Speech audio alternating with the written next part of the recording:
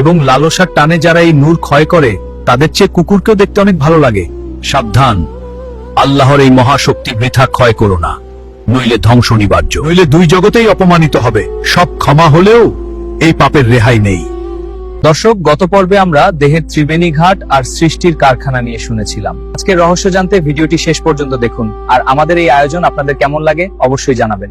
বাবা, আজকের মূল আলোচনা শুরু করার আগে আপনার কাছে জানতে চাই, আপনি কেমন আছেন? জয় গুরু, পরম দয়াময়ের ইচ্ছায় আমি বেশ ভালো আছি। তুমি কি জানতে চাও বলো বাবা। জি বাবা, তবে বুঝিয়ে বলুন, সৃষ্টির সেই গূঢ় কারখানার আসল সম্পদ বা পুঁজিটা আসলে কি? শোনো বাবা, এই নশ্বর দেহের আসল সোলানা পুঁজি হলো তোমার সেই বীজ বা খোদাই নূর। জেনে রাখো বাবা, এটি কেবল তোমার এই রক্ত মাংসের কোনো সাধারণ অংশ নয়। এটি হলো তোমার আত্মার আলোক শক্তি, যা স্রষ্টা তোমায় আমানত দিয়েছেন। বাবা, মানুষ কামের নেশায় পড়ে কিভাবে এই পবিত্র নূর নষ্ট করে ফেলে? এই অমূল্য সম্পদ হারানোর ফল বা শেষ পরিণাম কি হয় বাবা? মানুষ যখন কেবল লালসার বশবর্তী হয়ে এই নূর অপচয় করে, তখন সে পশুর স্তরে নেমে যায় রে বাবা। তখন তার ভেতরের রুহানি চেরাগ নিভে যায় এবং সে এই পৃথিবীতে এক জ্যান্ত মরা হয়ে বেঁচে থাকে। এমনকি তার চেহারাতেও সেই আধার ফুটে ওঠে। লোকে দেখলেই বোঝে সে এক অমূল্য সম্পদ হারিয়েছে।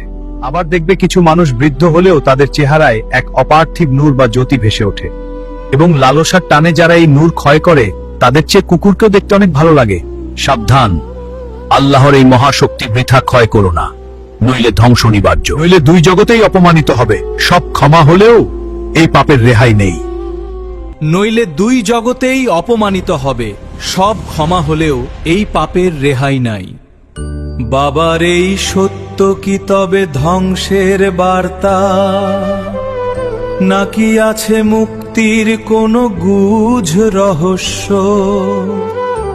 এর সমাধান জানতে চোখ রাখুন আমাদের পরবর্তী পর্বে। আলোর পথিক টিমের সাথেই থাকুন।